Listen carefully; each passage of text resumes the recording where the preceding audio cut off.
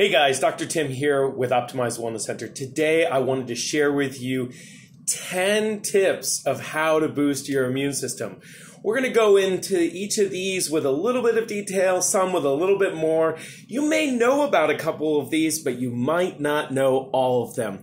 So stay tuned throughout this video so that you can learn the 10 tips for boosting your immune system. Okay guys, so the first one probably you have heard before, and it is proper rest. We need to get adequate amounts of sleep. And it's really the best medicine for our immune system. When we're sleep deprived, actually, our immune system becomes depressed and it can't function at its optimal abilities. Because when we sleep, the cleaners come in and they sweep away all the cobwebs and all the dust, and they put everything back into place so that your body can go back out another day and fight another battle. So it's really, it's sleep that's so necessary for us to be able to resist stress. And we know that stress is one of the integral components associated with a diminished or not properly functioning immune system. You really need to be getting about 8 hours of sleep every night. And ideally, that sleep is occurring between 10 p.m. and 2 a.m. at a minimum, because those are the optimal times when the body is producing a variety of hormones and cytokines that can help to boost the immune system. Now, I really encourage you to utilize what's called as blackout curtains. And these blackout curtains will make sure that there's no light whatsoever, because our skin actually has photoreceptors on it. So even if our eyes are closed and we are not seeing it and we're asleep, our skin is picking up light. And so we want to make sure to use those blackout curtains. Also, I recommend that you use things like blue light blocking glasses, especially as the evening comes and the sun has gone down. That can really help to improve your sleep. Also, consider lowering your body temperature. What they found was even 1 degree of change in your body temperature can enhance and deepen your sleep patterns. All right, so by contrast, we want to go out and get sunlight, guys. We got to get some vitamin D on the skin, directly on that skin there. And that vitamin D is going to be so important for a properly functioning immune system. And the best source of vitamin D is going to be from the sun. Now, ideally, we are utilizing lab testing to evaluate where your vitamin D status is, and we want it above 50 for optimal ranges. But we know that over 50% of Americans are vitamin D deficient, and so the vast majority of us could utilize additional sunlight and potentially some supplementation to be able to help to boost that up. All right, so number 3, we want to make sure to have an anti-inflammatory whole food diet. Now, that doesn't mean you have to shop at Whole Foods. You can shop at a variety of places, but it has to be a whole food diet. All right, so this diverse diet of lots of colors and textures and different nutrients is going to help to balance what's called as our gut microbiome. Basically, this is the environment of our gut, and it's a diversity of different species that are resident in there that provide us all of the nutrients that we need to be able to survive and get through our day and have a healthy immune system, which is what we're talking about today. It is said that about 80% of our immune system resides or originates in this healthy gut microbiome and digestive tract.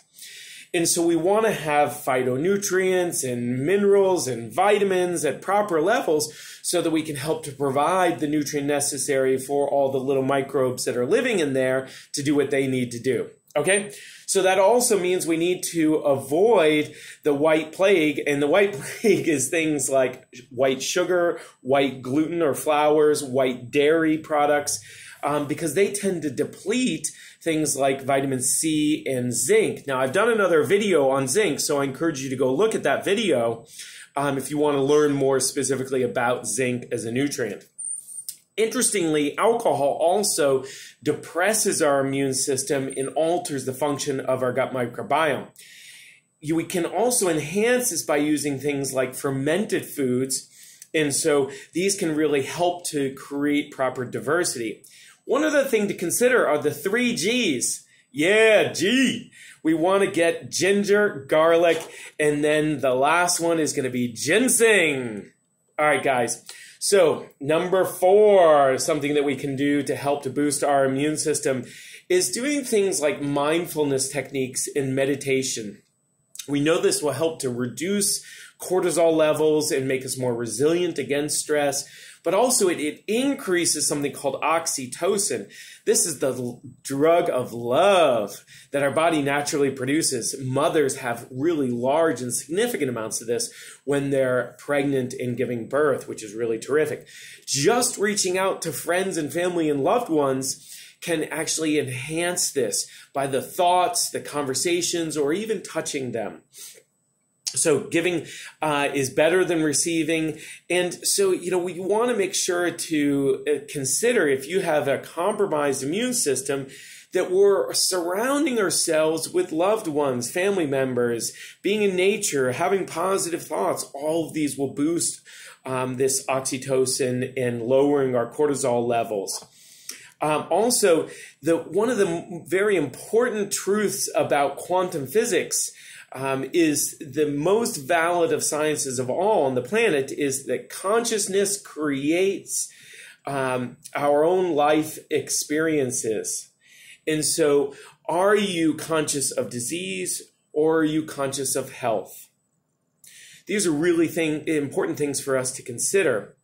So, in Dr. Bruce Lipton's book, The Biology of Belief, Dr. Lipton, Biology of Belief, stress is responsible for about 90% of illness. And this includes things like heart disease and cancer and diabetes. And so when individuals are under stress, it releases hormones like cortisol, as we mentioned a moment ago, which shuts down our immune system and starts to convert our body's energy into a whole variety of things that have negative or deleterious effects. So we want to reverse that pattern. So the conclusion is that fear of things like viruses, coronavirus is one right now that many are fearful of, is more deadly than the virus itself. Now, this doesn't mean that we shouldn't be taking it seriously about the virus and ways to mitigate the spread of that. What it does mean is that we need to be conscious of our own thoughts in considering how we can alter those, since those are under our control, and what we can do to improve our health in that way. All right, number 5, fasting. And this creates something called autophagy. Basically, it promotes the death of altered or dead cells, and it helps to remove them, bacteria, viruses, and pathogens. And so we can use things like intermittent fasting, where we only eat in a certain window. So many people practice what's called as 16-8, where 16 hours of the day we are not eating, and 8 hours of the day we are going to be consuming food. So we're giving a rest for 2/3 of the day, and 1/3 of the day we are eating during that period. This actually helps to give a rest for a whole variety of things, not the least of which are our digestive organs, so that they have an opportunity to recuperate and get prepared for the next set of meals. This enhances also vagus nerve function, which is so important for our parasympathetic rest and digest and reparative phase in our nerve system. All right, number 6, guys, this is cold techniques. And so cold showers or splashing your face with cold water. This, interestingly enough, the research shows it promotes something called hormesis.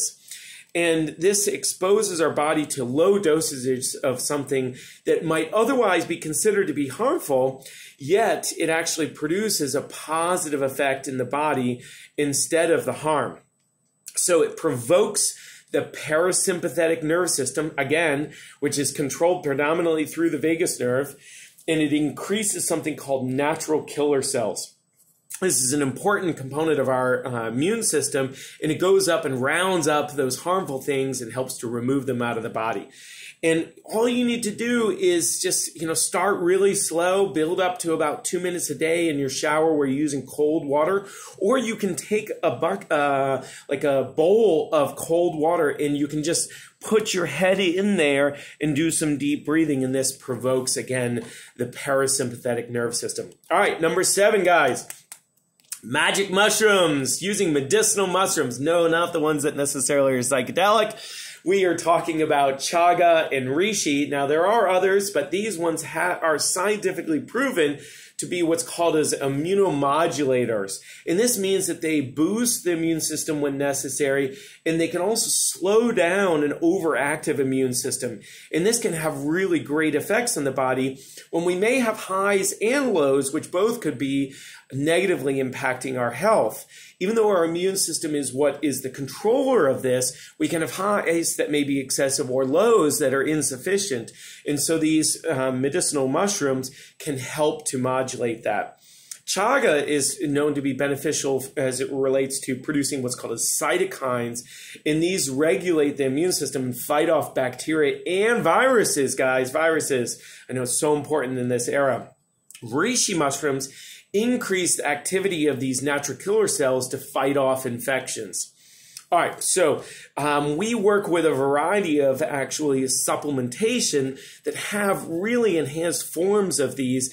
And so if you're interested in those, reach out to us and we can talk about that. All right, so there are some other supplements, as a matter of fact, that I think are really important. Now, I've done some other videos on some of these, but today we're going to talk about a few of them, in particular, vitamin C, zinc, and glutathione. Now, I know that you're probably getting bombarded with information about how to keep your body healthy and yourself and your family, and during this unprecedented time.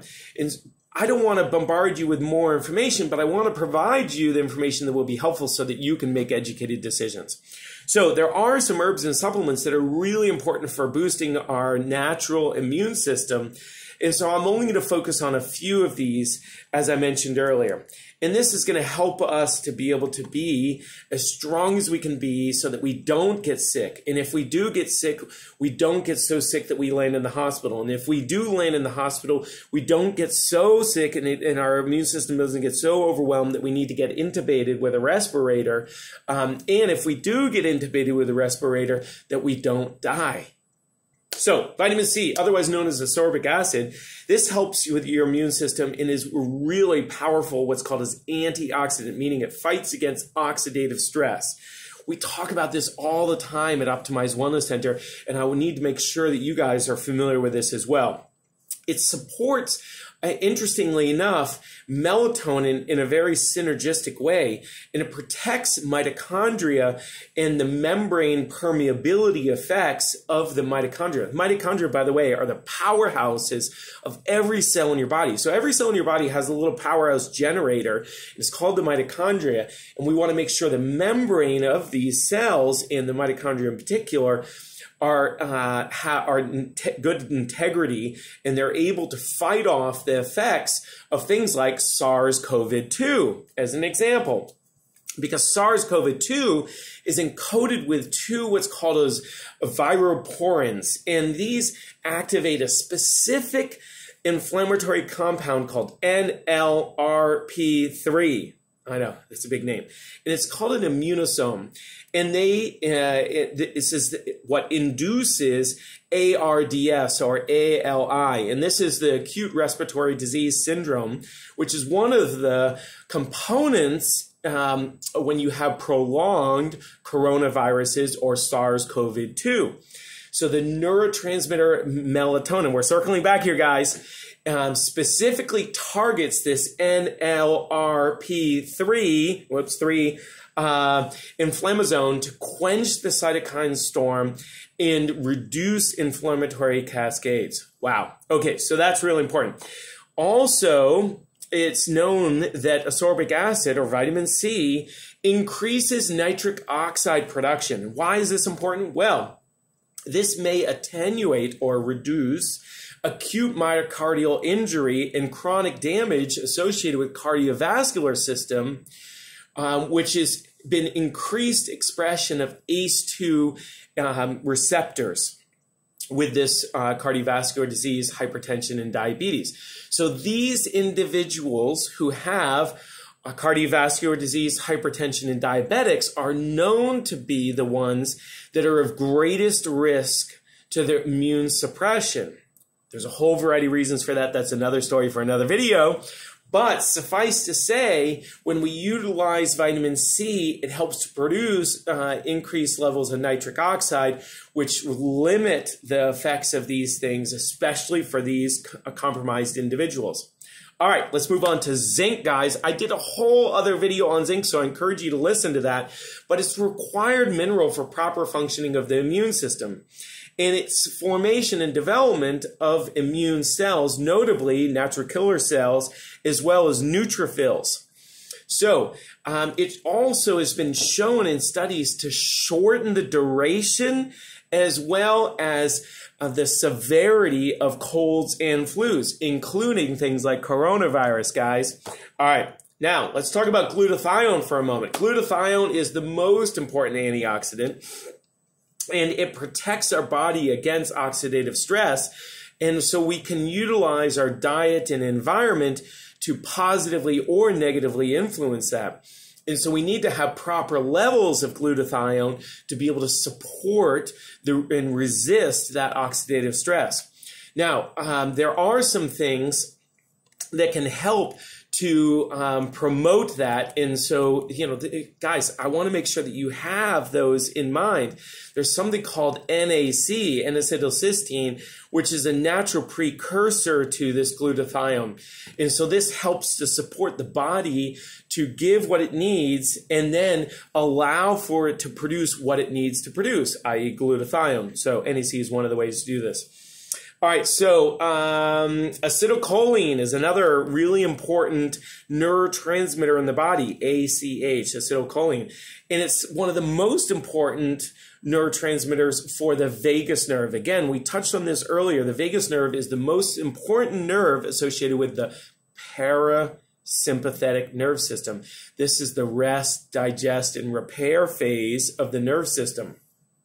So some foods that you can consider that will help to support the choline component of acetylcholine are things like egg yolks, and then organic meats, things like meat liver, turkey, and chicken. Also, soy lectins is another way to be able to do this. All right, guys, so now let's consider omega-3 fatty acids. Now, the majority of omega-3 fatty acids come from fish oil. We can get some from plant sources in addition, but some of the best ones and the most potent are coming from fish oil. We want to avoid the synthetic forms as much as possible and get them from a natural source. They tend to be much more helpful to us when we do that. So it should have high levels of what's called as EPA and DHEA that support proper brain function. They reduce inflammation, and they protect what's called as the myelin sheath. So every nerve has a sheath around it, much like a wire has a plastic sheath around it. Well, that makes sure to protect the signal of that nerve, just like you would protect the signal through that wire that you'd be utilizing. So omega-3s are really important for that. The last one here, guys, I want to talk about is serotonin. Serotonin, some of you are already familiar with this because this is a really important component that helps to regulate mood as well as social behavior, appetite, depression, sleep, memory, and its sexual desire. So a 2014 study by O'Regan showed that patients who were depressed had lower what's called as HRV. And HRV stands for heart rate variability. So essentially what this is that we want higher levels of heart rate variability because this shows us how well the vagus nerve is functioning and also about the heart in particular. Tends to be athletic individuals or healthy individuals have higher HRV levels. If we have lower levels, it tends to be an indicator that we're prone towards depression or could be an indication towards this. So a precursor to serotonin is something called 5-HTP. And this, again, allows for the body to be able to produce naturally appropriate levels of serotonin. All right, guys, so if you're interested in any of those supplementation and the specific dosages, reach out to us and we can assist you with that. Number 9 that we wanted to talk about. Number 9 here, guys.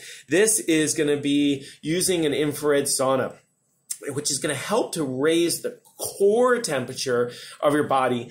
And interestingly enough, much like when you have a fever, we're increasing our core temperature. And so fevers up to around 103 or so actually have a really healthy effect because they tend to kill off pathogens and viruses. Now, I understand fevers can be concerning if they last for multiple days and or are over 103. But going into an infrared sauna can help us to be able to naturally kill off pathogens and viruses, increasing the production of white blood cells in addition, which is a really important component of your immune system. All right, guys, number 10. 10 means washing our hands, fingers, all of our digits. This is really the best way, guys, for us to be able to remove those things that we might have come in contact with and that we need to get off of our hands. Soap and water, that's all you need. Is around 20 seconds, sing happy birthday. You guys have probably heard this before. Warm water getting in between all of the digits and then making sure to rinse that off properly. There are some really specific techniques around that. You're welcome to go to our website and we have some specific techniques on there showing you around this. So certainly you would want to do this before meals because we're about to ingest foods. But also, if we've come in contact with anyone who happens to be sick, or if we're out in a public area, or if you happen to sneeze or blow your nose, or you play with an animal or a pet, you've been taking out the trash, all these would be times that you'd want to probably make sure to wash your hands properly.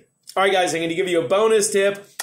Bonus tip is to minimize EMF exposure. So EMFs are a specific kind of magnetic frequency, electromagnetic frequencies, and it has been shown that it may help cause viruses to replicate when we have higher levels of EMF.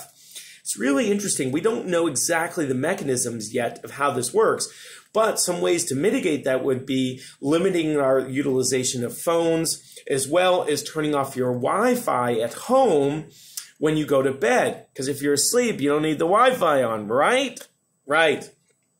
So these are some ways to be able to do this. There are some other ways where you can create what's called as a Faraday cage, where basically you put like a shield around things that are emitting EMFs. Okay, guys, that was a lot of information. I'm so glad that you stayed tuned to listen in here about the 10 tips to boost your immune system. I encourage each of you to write a comment below if anywhere this was interesting. If you got some questions, we'll make sure to respond back to you. Share this with your friends and check out our other videos that are talking about some of these in greater detail. Thanks, guys, for checking in here. Optimize Wellness Center, Dr. Tim.